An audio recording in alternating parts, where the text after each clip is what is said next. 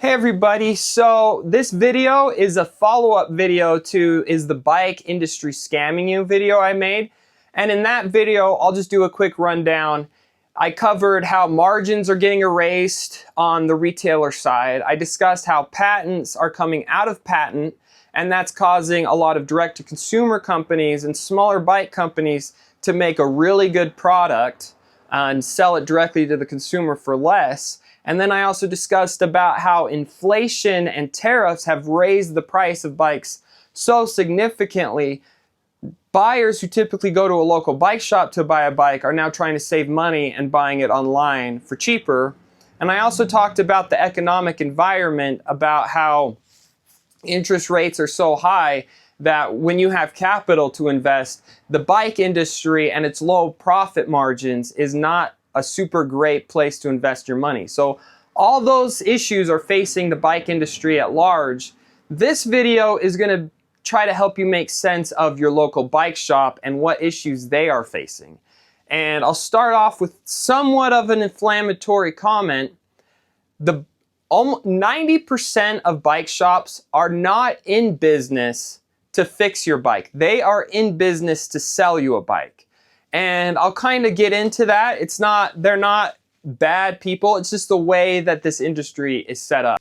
Let me just explain it this way. A bike shop, say the average bike shop that sells a lot of bikes, their operating expenses are like $10,000 a month. To expect a bike shop to be able to do $20,000 a month in repairs is almost delusional for almost every bike shop out there.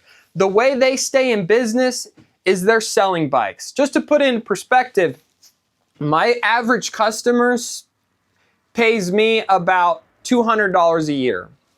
Some are as low as $80, my minimum service fee. Some customers pay almost $1,000, but the minimum is $200, okay? So that's how much I make per customer, and I have hundreds of customers. That doesn't end up to be, that's not in the six figures, you know? So if you're selling bikes at a 30% profit margin, you sell a $1,000 bike, that's $300 right there in an hour of labor of assembling and ordering and everything. But you sell hundreds of bikes a year, that's a lot of money. That pays for those operating expenses. So the way the bike industry is set up is the same way other hobby industries were set up. And those other hobby industries are now almost completely gone. You can talk about RC cars, you talk about Radio Shack, you talk about local sewing stores where people learn the craft of sewing.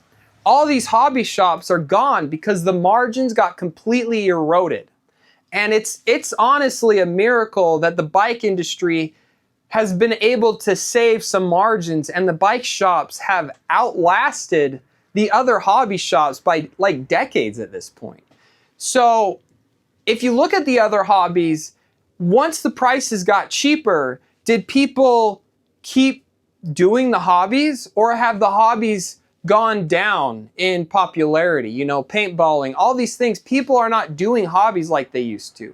The bike industry is one of those still lasting refuges of hobbyists. You can go into the bike shop with your Walmart bike and you can get it fixed. And the truth is, the bike shops are keeping the cycling community going, because what is going to happen if the margins continue to decline and the pricing of bikes is going higher and higher?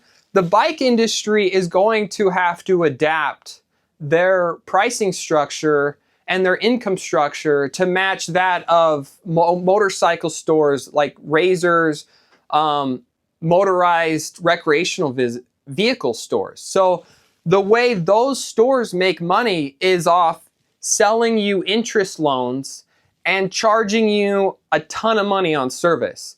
So just as an example, a few months ago, I had a customer, he had a Sur-On e-bike that he bought from the local motor store place, and he needed a new brake line replaced. And he called me asking me if I'd do it. And in my mind, I was like, I really don't want to do this. I'll do it for $180. And I wasn't comfortable doing it. He's like, okay, I'll call you back. And he calls me back and he's like, yeah, let's go for it. They wanted to charge me $290. Okay, so the way the motorcycle industry is, they have to make money on their service. So their service is per like hour they're in the shop, the service is quite a bit more expensive. And I've seen in the comments, well, the car industry, bikes, your tune-up is only $75. That's an hour-long job. I go to the car mechanic and their hour rate is $75. I took some car mechanic classes, and the truth is about when you get your car fixed, you get billed 8 hours to do something. That 8 hours is set up by, like, I don't know what, it's some like agency, and they set it for the time it takes, like the slowest mechanic to do that job is how much they bill for. So if you're a good mechanic, you're doing an 8-hour job in like 4 hours. So it only took 4 hours to do the job. They billed you for 8. So if the bike industry adopted that, a basic tune-up would be 2 billable hours, and it would cost double the amount it costs right now. So the bike industry, there's always things going on. They might be scamming you some ways. They might be scamming you, making you pay a higher price than you could find online or find direct to consumer, but they also are somewhat subsidizing your local community, where when your bike falls apart, you can take it into a shop and pay $70 to get it fixed instead of $150 to get it fixed, because the way that they're making most of their revenue is selling bikes. So they'll gladly fix your bike, and it keeps the communities going.